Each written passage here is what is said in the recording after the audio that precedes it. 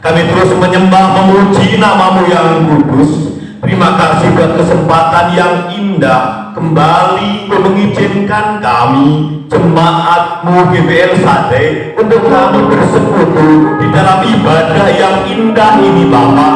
Kami mengucap syukur buat pemeliharaan Tuhan, penyertaan Tuhan sepanjang minggu ini, sehingga kami pagi hari ini kembali boleh beribadah kepadamu Bapa. Terima kasih Bapa di surga, terima kasih Tuhan. Saat ini sebentar lagi kami akan bersama-sama belajar kebenaran firman-Mu, firman-Mu yang menjadi suluh pelita setiap kaki kami di dalam kami melangkah di dunia yang penuh kegelapan ini Bapa. Allah Roh Kudus, hamba-Mu sangat terbatas, hamba-Mu tidak ada apa-apanya. Mari kuasai akal budi pikiran hamba-Mu, kuduskan bibir mulut hamba-Mu, sehingga pagi hari ini hamba-Mu melayakkan untuk menyampaikan pesan Tuhan, untuk mengajar, untuk mendidik jemaat Tuhan di tempat ini, sehingga jemaat Tuhan di tempat ini semakin menjadi jemaat-jemaat yang Engkau berkenan. Kami sadar Bapak, ketika firman-Mu diberitakan, ada kuasa-kuasa yang tidak suka, yang akan mencuri kebenaran firman-Mu. Kami bersatu hati, kami telah patahkan itu, kami hancurkan di dalam nama Tuhan Yesus. Terima kasih Bapak, kami serahkan acara pemberitaan firman saat pagi hari ini, dari awal pertengahan hingga akhirnya, kiranya boleh jadi di dalam nama Allah Bapa, Anak dan Roh Kudus, di dalam nama Tuhan Yesus. Seluruh jemaat Tuhan yang siap diberkati firman Tuhan, sama-sama kita katakan amin. Silakan duduk. Haleluya.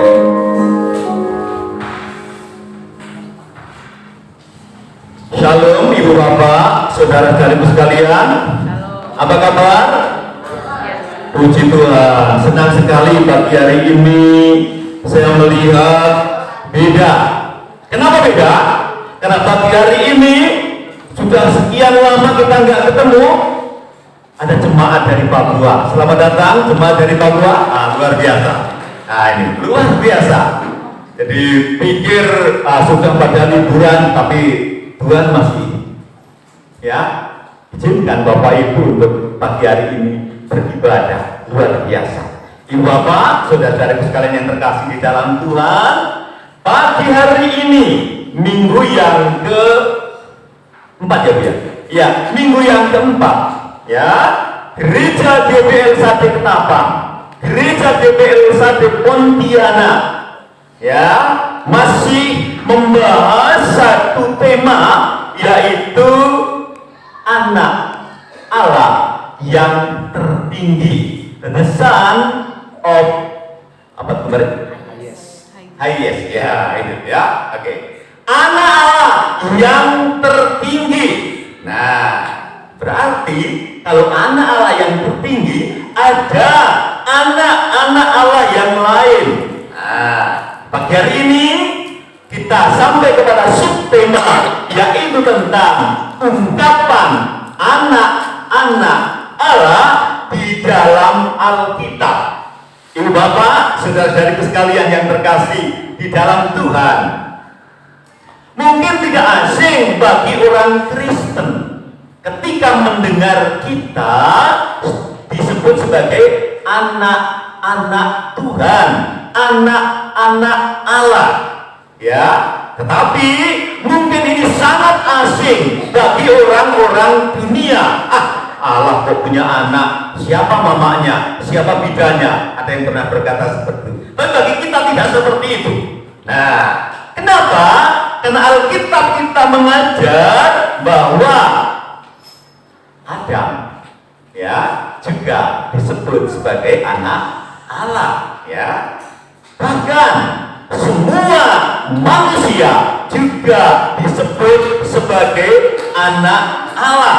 Bangsa Israel juga disebut sebagai anak Allah. Nah, pagi hari ini kita mau melihat maknanya apa disebut sebagai anak Allah. Satu. Yang kedua, nanti kita akan bersama-sama melihat penggunaan kata anak Allah itu Bapak Ibu ternyata berbeda. Untuk manusia itu bersifat jamak, dan untuk Yesus itu bersifat tunggal.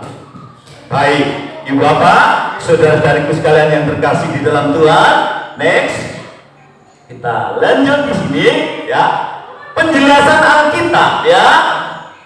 Anak Allah itu siapa? Yang pertama, anak Allah adalah sebagai ciptaan Allah. Jadi semua ciptaan Allah disebut sebagai anak Allah. Nah, ini penting Bapak Ibu. Kenapa hal ini berbicara tentang asal usul sebagai akibat langsung dari kegiatan penciptaan Allah? Ingat, kita yang ada di tempat ini, semua yang ada di dunia ini diciptakan oleh Allah. Nah, Alkitab mencatat beberapa contoh. Yang pertama Adam ya, yang kedua bangsa Israel, yang ketiga nanti semua manusia ya. Kita mau lihat ayat-ayat ini, tetapi nanti kita juga mau melihat perbedaan antara anak Allah untuk manusia dan anak Allah untuk pribadi Yesus dalam penulisan naskah Alkitab. Next ya, perhatikan Ibu Bapak, Lukas 3 ayat 38 memberikan kesaksian anak Enos, anak Set, anak Adam, anak Allah. Nah, ini berarti Adam anak Allah. Yang kedua ya, Keluaran 4 ayat 22, maka engkau harus berkata kepada Firaun. Ini perintah Bapa kepada Musa, beginilah firman Tuhan, Israel ialah anakku, anakku yang sulung. Tuhan sendiri yang berbicara, yang menyampaikan pesan kepada Musa bahwa bangsa Israel adalah anak Allah, bahkan anak yang sulung. Demikian pula di dalam Malaiki 2 ayat 10, bukankah kita sekalian mempunyai satu Bapa? Bukankah satu Allah menciptakan kita? Nah, ini untungnya menjadi orang Kristen, menjadi orang Yahudi, menyebut Tuhan kita dengan sebutan yang paling akrab, yaitu Bapa, karena kita sadar bahwa posisi kita adalah sebagai anak-anaknya. Ini luar biasa. Kalau di luar sana tidak, mereka antara Tuhan dan hamba, kita akrab ya, akrab luar biasa Bapak Ibu. Jadi kita semuanya punya satu Bapa di surga ya, dan kita adalah ciptaannya. Kisah Para Rasul 17 ayat 28 juga memberikan kesaksian, sebab di dalam Dia kita hidup, kita bergerak, kita ada, seperti telah juga dikatakan oleh pujangga-pujanggamu, sebab kita ini dari keturunan Allah juga. Ini orang dunia Bapak Ibu.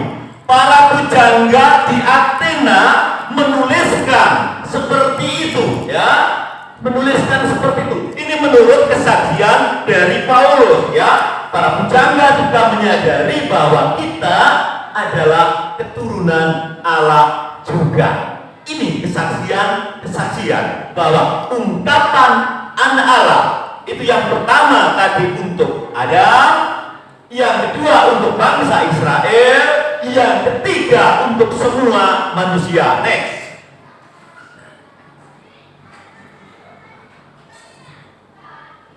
Iya. Nah, berikutnya seperti yang saya janjikan tadi,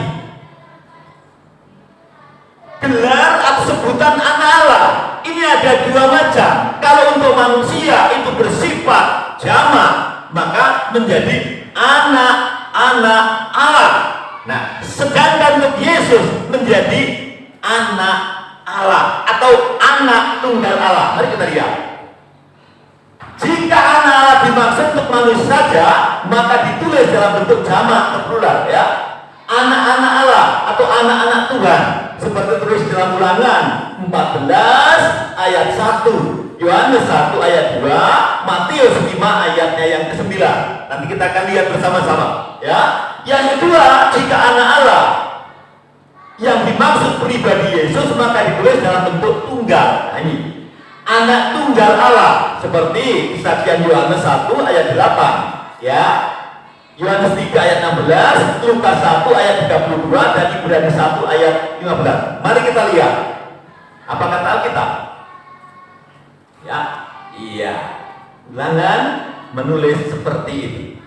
Kamulah, Ulangan 1 ayat 14. Kamulah anak-anak Tuhan Allahmu. Ini untuk manusia. Janganlah kamu menoreh-noreh dirimu ataupun menggundul rambut di atas dahimu karena kematian seseorang. Sekali lagi, diperhatikan di sini. Ada dua, anak-anak Tuhan, anak-anak Allah. Berarti di sini adalah jamak, lebih dari satu. Yohanes juga memberikan kesaksian dalam 1 Yohanes, dalam Yohanes 1 ayat 12. Tetapi semua orang, dan kita semuanya yang menerimanya, diberinya kuasa supaya menjadi anak-anak Allah, yaitu mereka yang percaya dalam namanya. Menerima siapa? Menerima Yesus. Kita semua yang menerima Yesus, kita semuanya diberikan kuasa untuk menjadi anak-anak Allah, menerima dan percaya dalam kuasa nama Yesus, disebut sebagai anak-anak Allah. Berarti kita yang ada di sini semuanya adalah anak-anak Allah, ya. Bangga kita karena kita punya Bapa di surga, Bapa yang luar biasa, yang maha kaya, yang maha segalanya. Itu luar biasa itu Bapak. Nah, di dalam Matius 5 ayat 9, berbahagialah orang yang membawa damai karena mereka akan disebut anak-anak Allah. Ayat ini cukup menggoda Bapak Ibu. Apakah kita membawa damai di lingkungan kita atau kita membawa perpecahan? Kalau kita membawa perpecahan, maka tidak layak sebagai anak Allah. Kalau kita membawa damai, maka kita layak disebut sebagai anak-anak Allah. Nah, ini orang Kristen harus membawa damai. Kenapa? Karena ciri orang Kristen adalah kasih. Ya, ini ciri yang paling utama. Ya, ciri murid Yesus yang utama adalah kasih, dan kasih tidak akan pernah berakhir. Ya, Alkitab mengajar kita bahwa nubuatan akan berakhir, bahasa roh akan berakhir, tetapi kasih akan tetap untuk selama-lamanya. Amin. Amin. Luar biasa. Baik, kita lanjut. Ya. Sekarang kalau untuk Yesus, ya, mengacu kepada pribadi Yesus, Yohanes 1 ayat 8, ya, tidak seorang pun yang pernah melihat Allah. Perhatikan ayat berikutnya, tetapi anak tunggal Allah yang di pangkuan Bapa, dialah yang menyatakannya. Bukan anak-anak lagi, tetapi anak tunggal Allah. Kenapa disebut anak tunggal Allah? Karena Yesus ada bersama-sama dengan Bapa. Di ayat yang dikatakan, Yesus ada di dalam pangkuan Bapa. Dialah Sang Firman yang menciptakan dunia dan seisinya melalui kuasa firman. Ya, ini luar biasa, Ibu Bapak. Ya, di dalam Yohanes 3 ayat 16 juga dikatakan, karena begitu besar kasih Allah akan dunia ini, sehingga Ia telah mengaruniakan anaknya yang tunggal. Sekali lagi, penekanannya, anaknya yang tunggal, supaya setiap orang yang percaya kepadanya tidak binasa, melainkan beroleh hidup yang kekal. Karena kasih Allah, Ibu Bapak, ya. Berbahagialah kita di sini karena kita, ya, dijanjikan untuk tidak binasa, melainkan beroleh hidup yang kekal. Allah mengutus anaknya untuk menjadi melaksanakan karya penebusan akibat dosa dari manusia pertama. Ya, hubungan kita dengan Allah putus, sekarang dipulihkan melalui kuasa Yesus yang akan kita rayakan besok pada tanggal 25. Ya, nah ini. Yang berikutnya di dalam Lukas 1 ayat 32. ia akan menjadi besar dan akan disebut anak Allah yang maha tinggi. Nah, ini anak Allah yang maha tinggi, berarti yang tertinggi, ya. Dan Tuhan Allah akan mengaruniakan kepadanya tahta Daud bapa leluhurnya. Ini maksudnya adalah mesianik, ya.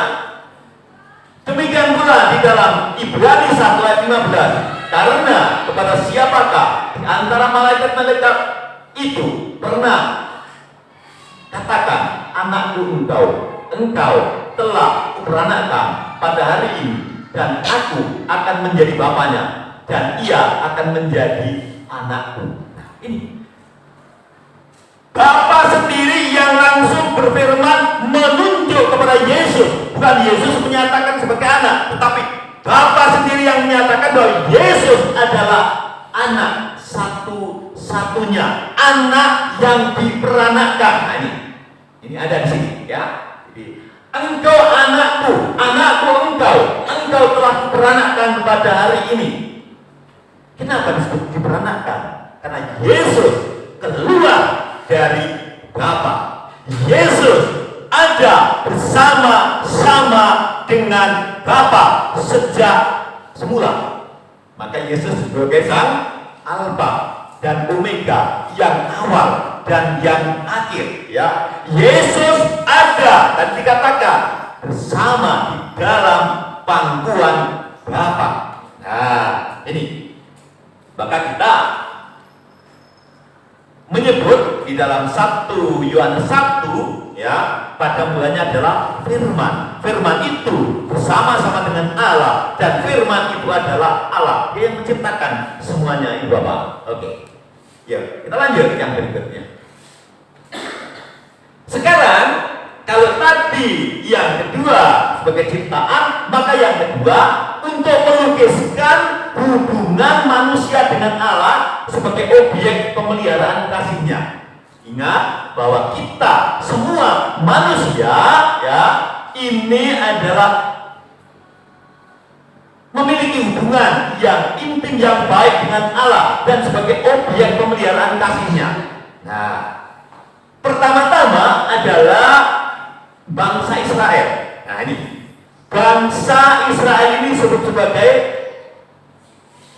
anak sulung. Nah, nanti kita akan lihat, ya.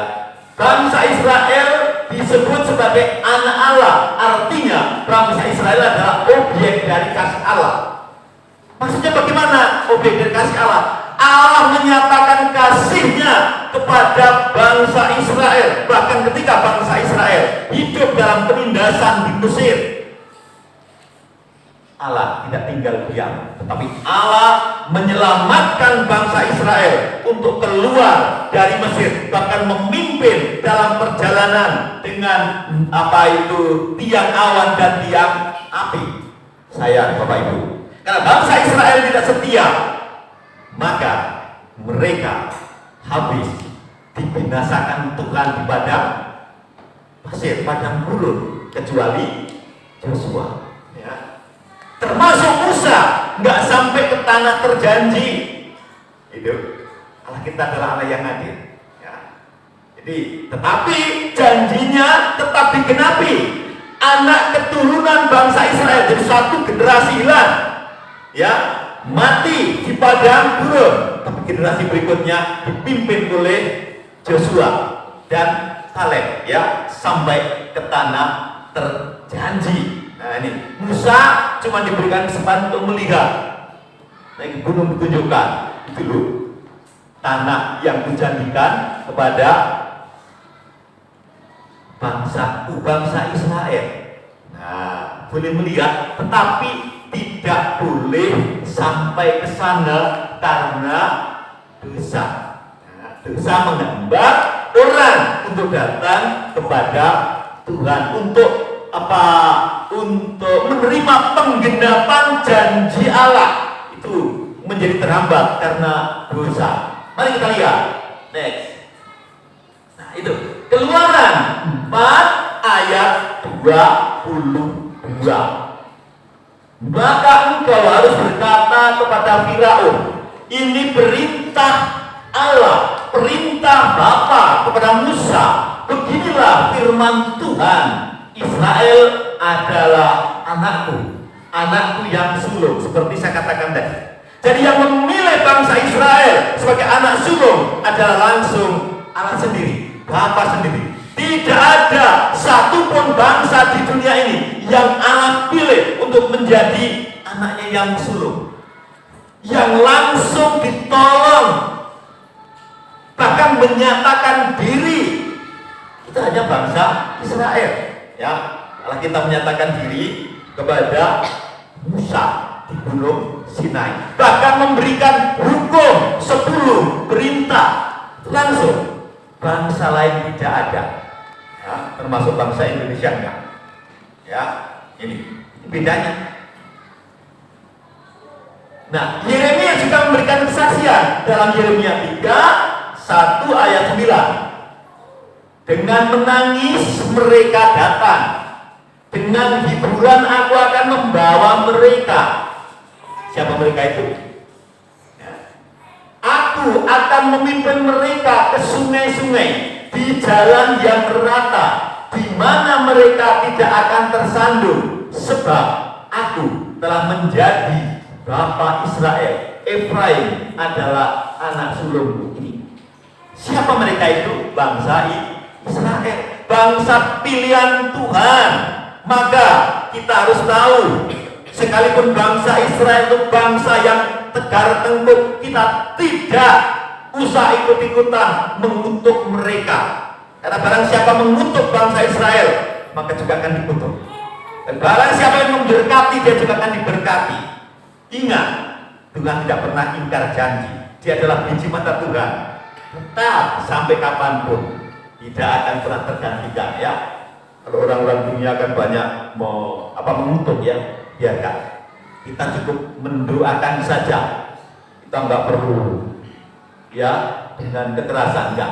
Di dalam Hosea, ya, Hosea 11 ayat 1 juga, ketika Israel masih muda, kukasih dia, dan dari Mesir kupanggil anakku itu. Yang memanggil bangsa Israel dari tanah Mesir itu langsung Bapa sendiri, ya, Bapa melalui hambanya yaitu Musa.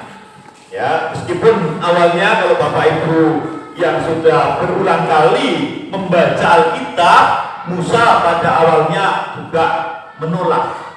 Kenapa? Musa ini tidak pintar ngomong. Apa bahasanya itu? Tidak pintar ngomong dia. Apa itu? Gagah. Musa adalah seorang tokoh yang gagah, tapi Tuhan rencananya pasti jadi. Maka Tuhan menunjuk Harun saudaranya untuk menjadi juru bicara. Wah, ini jadi sinergi seperti ini. Next, kebenaran Alkitab. Setiap orang yang percaya kepada nama Yesus disebut anak-anak Allah. Nah, ini kita sebagai objek dari kasih Allah. Kita semua percaya kepada Yesus, maka kita layak disebut sebagai anak Allah. Yohanes 1 ayat 12 sampai 13. Roma 8 ayat 14 sampai 19. Galatia 3 ayat 26, Galatia 4 ayat 5. Mari kita lihat bagaimana bunyi firman Tuhan, ya. Yohanes 1 ayat 12 sampai 13. Tetapi semua orang yang menerimanya diberinya kuasa supaya menjadi anak Allah, ya, anak-anak Allah. Menerima Yesus tadi diberi kuasa untuk menjadi anak-anak Allah, yaitu mereka yang percaya dalam namanya, ya, percaya dalam nama Yesus. Orang-orang yang diperanakkan bukan dari darah atau dari daging, bukan pula secara jasmani oleh keinginan seorang laki-laki, melainkan dari kehendak Allah. Berarti orang apa ini? Orang yang sudah lahir baru, ya. Kalau masih kedagingan itu belum lahir baru. Apakah semua orang Kristen sudah lahir baru? Belum. Kristen yang masih hidup di dalam kedagingan. Ingat, kedagingan apa? Cirinya iri, dengki, fitnah, ya. Hidup dalam pesta pura. Bukan berarti nggak boleh pesta ya, boleh, tapi bukan pesta pura. Nah, tetangganya punya motor baru, iri, lalu menyebar isu yang enggak, udah. Tetangganya beli kulkas, lalu disamperin ditanya, Bu, ini kulkasnya kredit atau cash ini? Ada yang macam itu namanya roh iri dengki, ya. Nah itu bahkan, ya, sudah tidak lagi terikat oleh kedagingan, tentu belum 100%, masih juga proses. Kadang-kadang kedagingan kita masih muncul. Galatia 3 ayat 26 serta Galatia 4 ayat 5. Sebab kamu semua adalah anak-anak Allah karena iman di dalam Yesus Kristus. Berarti apa iman? Percaya. Yang percaya kepada Yesus Kristus itulah anak-anak Allah. Percaya itu bukan hanya dengan ucapan. Ya, percaya itu aktif. Ya, percaya itu aktif. Jadi bukan yang mengucapkan tapi nggak melakukan apa yang diperintahkan, nggak percaya. Kalau percaya berarti percaya dan melakukan apa yang diminta oleh Yesus, apa yang dituntut oleh Yesus. Berarti apa? Orang Kristen yang menghasilkan kasih buah roh. Ya. Orang Kristen yang tadi sudah lahir baru. Galatia 4 ayat 5.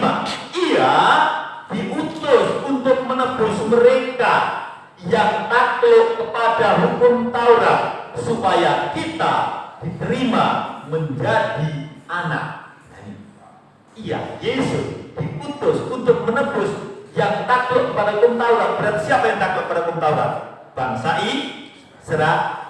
Kalau kita di sini tidak lagi hidup dalam kuasa hukum Taurat, tapi kita berada dalam kasih karunia. Karena hukum Taurat tidak pernah menyelamatkan. Tidak ada bangsa Israel yang mampu melakukan hukum Taurat dengan benar.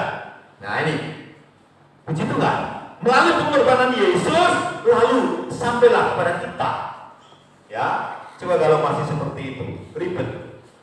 Tiap hari ada masalah, kita berdamai dengan Allah melalui pengorbanan, entah itu burung terkukur, entah itu merpati, entah itu kambing, entah itu domba, entah itu sapi, dan itu pun tidak langsung melalui imam, ya, melalui imam agung mereka, kan? Setahun sekali. Wah, kalau setelah nanti melalui pengorbanan Yesus kita bisa menghampiri tata Allah setiap saat, ya, setiap waktu. Lambangnya apa kemarin? Saya katakan minggu lalu, ketika Yesus mati di kayu salib, tirai penutup bait Allah terbelah menjadi dua. Berarti hubungan kita sudah dibolehkan dengan Allah, ya. Yang kemarin kita jatuh karena sebagai keturunan Adam, sekarang sudah dibolehkan. Luar biasa. Berarti kita berhutang kepada Yesus. Tidak ada alasan bagi kita untuk tidak setia. Kalau kita sudah sampai situ. Tapi susah loh Bapak Ibu. Banyak orang Kristen yang masih baru pengakuan. Tapi jadilah orang Kristen yang mencapai atau mengalami perjumpaan secara pribadi dengan Tuhan. Itu luar biasa. Kalau kita mengalami perjumpaan pribadi dengan Tuhan, diiming-iming apa enggak akan? Kenapa? Langsung merasakan. Ternyata Yesus kita memang dasar. Yesus kita memang luar biasa. Yesus kita memang baik.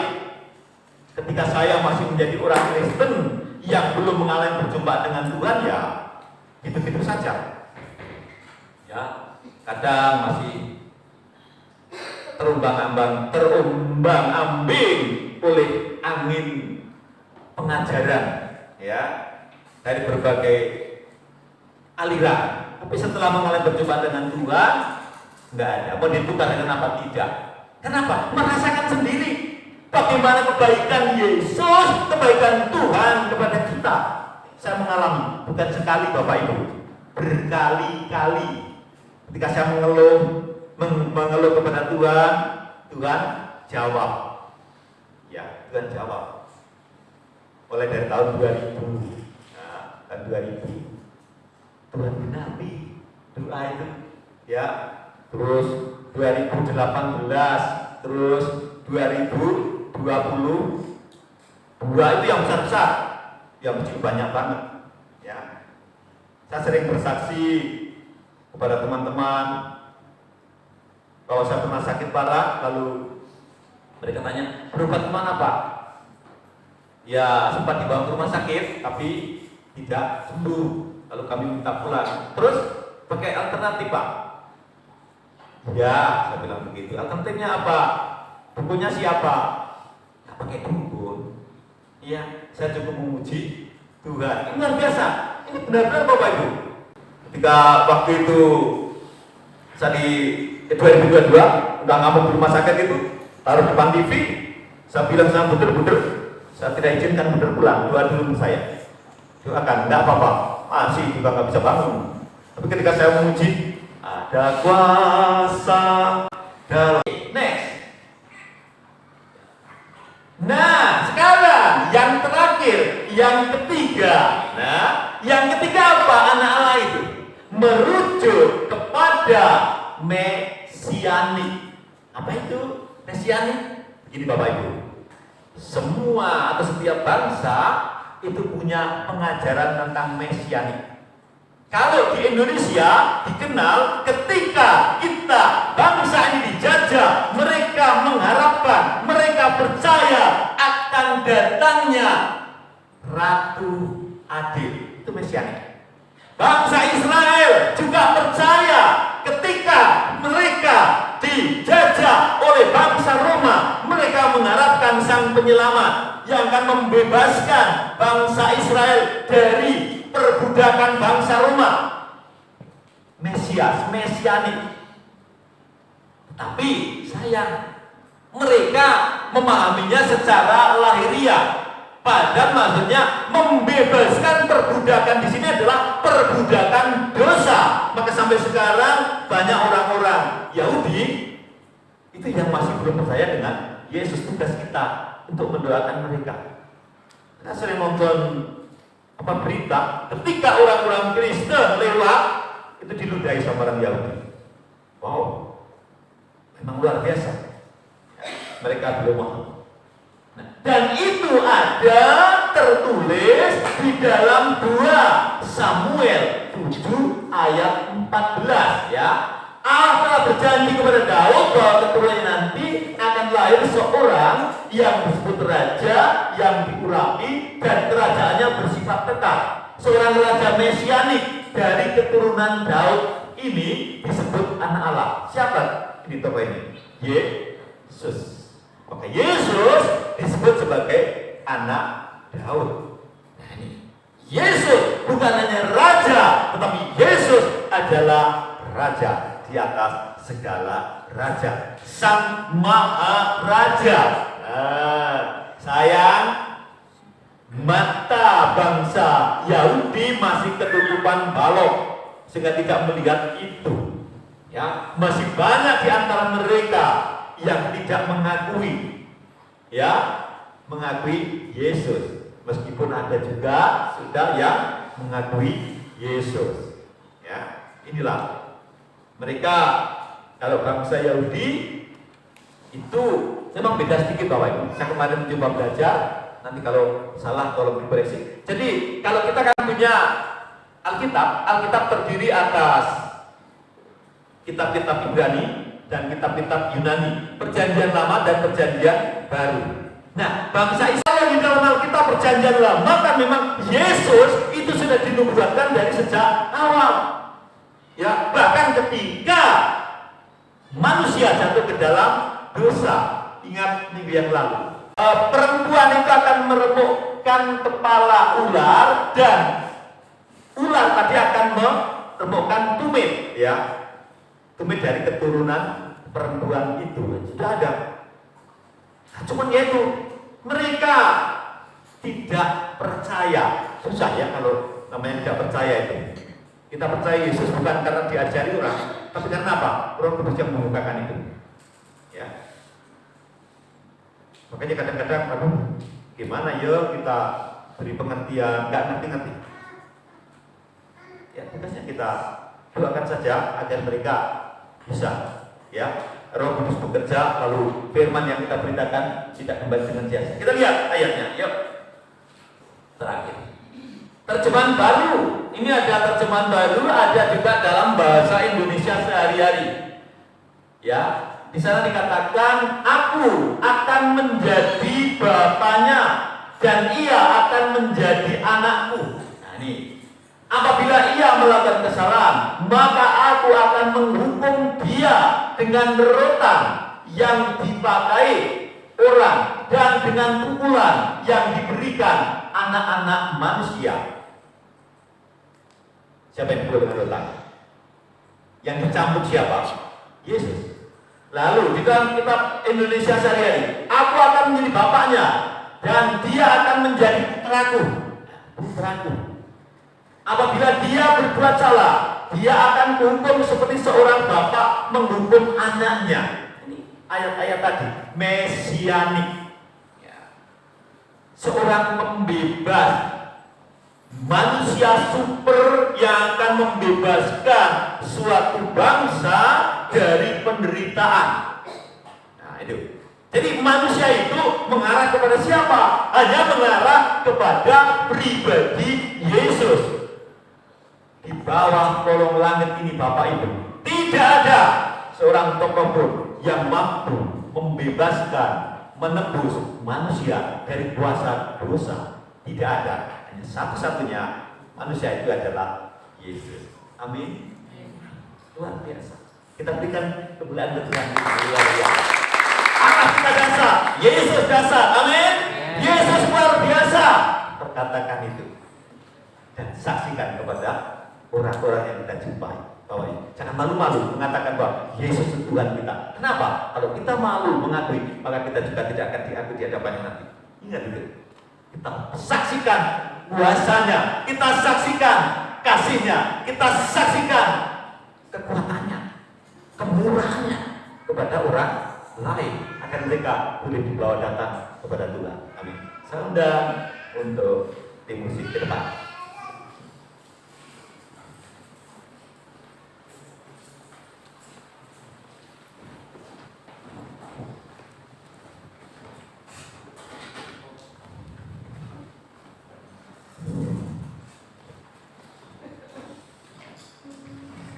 Terima kasih Bapa di surga buat kebenaran firman-Mu pagi hari ini. Kami sungguh bangga melalui kebenaran firman-Mu, Engkau mengingatkan kepada setiap kami untuk kami sadar akan posisi kami sebagai anak-anak Allah, sebagai anak-anak Tuhan. Bapak, kami berdoa kepada-Mu, biarlah firman-Mu ini kumateraikan dalam hati setiap kami. Firman-Mu menjadi rema. Kami menghargai posisi kami sebagai anak-anak Tuhan, menghargai posisi kami sebagai anak-anak Allah, dan kami pagi hari ini akan menyebut Engkau dengan panggilan Bapa. Saya undang jemaat bangkit berdiri. Haleluya. Kita angkat pujian Aba Bapa, Ku mengasihimu.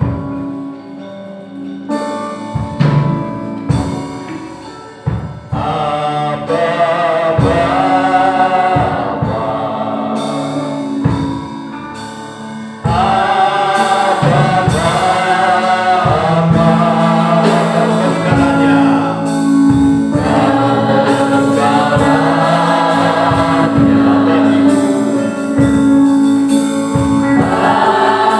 Hallelujah.